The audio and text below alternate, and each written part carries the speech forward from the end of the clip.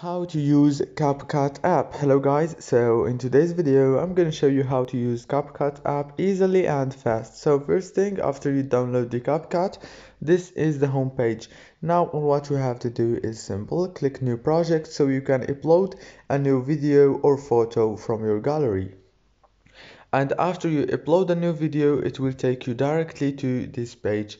Now right here, as you can see, you will be able to edit your video. And all what you have to do now is easy. Just click on your video like this, and you can edit it as you want from this bar right here. You can find all those options and they are easy to use. For example, if you want to change the speed of the video, you will find speed right here. Click on it and choose normal, for example, and you can change the speed from here.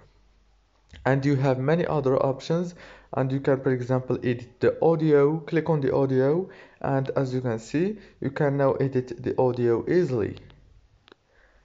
It's so easy to use. And now if you finish editing your video and you wanted to export it and save it, all what you have to do is click here and choose your quality. For example, take it to the high quality, choose your frame rate, and then click here on save. If this video was helpful, don't forget to like and subscribe.